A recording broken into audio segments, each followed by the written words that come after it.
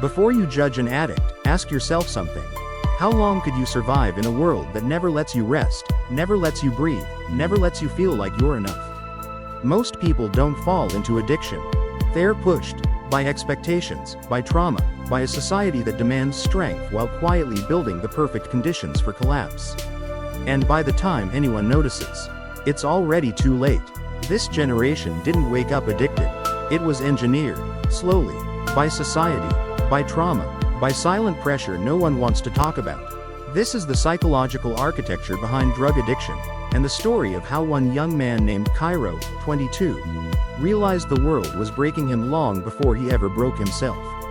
So sit back and enjoy. Do make sure to like and leave a comment after the video to know your thoughts, and also subscribe if you are new to this channel. Thank you.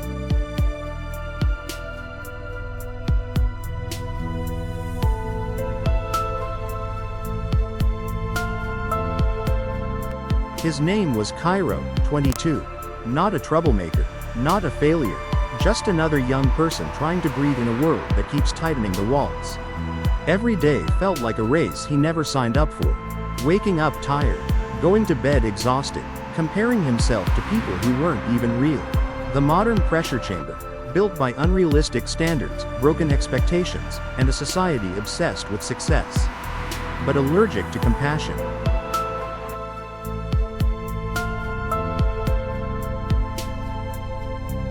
Cairo didn't fall into drugs. He walked into a room looking for peace. His friends weren't addicts. They were survivors in disguise. Young men drowning silently, using laughter as life jackets. Peer pressure isn't the loud chant people imagine. Sometimes it's a whisper. Bro, relax. You think too much. Just take one. Your mind needs a break. Cairo didn't want to get high. He just wanted the noise inside him to stop echoing. So he swallowed one pill.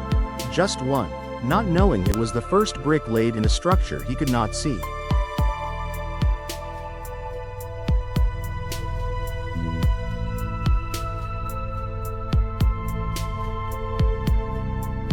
Everyone thinks trauma comes crashing in like a thunderstorm. Sometimes, it just drips, slowly, for years. Cairo grew up invisible, loved, but not seen. Alive, but not understood. Teachers told him he wasn't trying. Parents told him others had it worse. The world told him to man up while his mind was crumbling quietly. Trauma doesn't shout. It builds, patiently, strategically, brick by brick, until the day you finally notice. You're trapped inside walls you never built.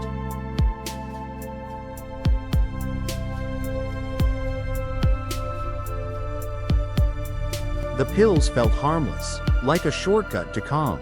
A ticket out of his own head. That's the first trick drugs play. They pretend to be helpers. They pretend to give you control. But control is the most expensive illusion on earth. Soon one pill wasn't enough. Then two. Then he needed something stronger. He wasn't chasing a high. He was chasing normal, a feeling he hadn't felt in years.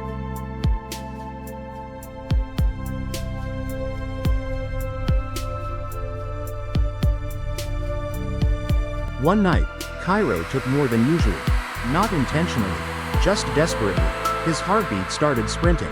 His vision dimmed. His body locked between shivering and shutting down.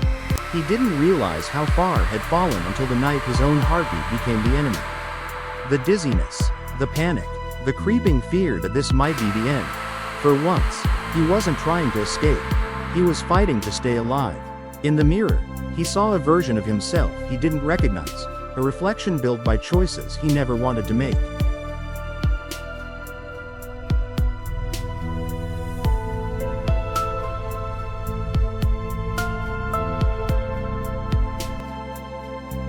For the first time in a long time, he didn't run.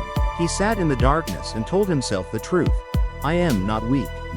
I am wounded. I may not heal, but won't stop fighting either. And maybe, that was the beginning of healing.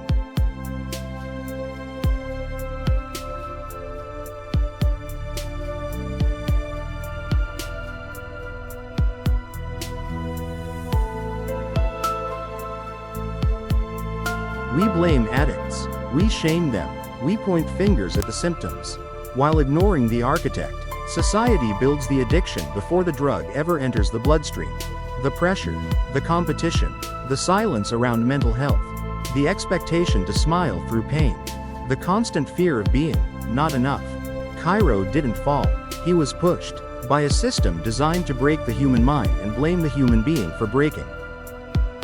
Cairo's story isn't rare, it's not even surprising.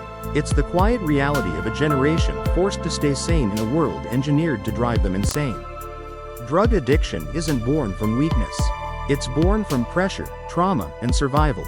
Maybe the question isn't why are so many young people using drugs? Maybe the real question is, what kind of world have we built that makes escape feel safer than living? If this story hit something in you, you're not alone, and it's not your fault. Like, comment your thought, share, also subscribe if you are new to this channel.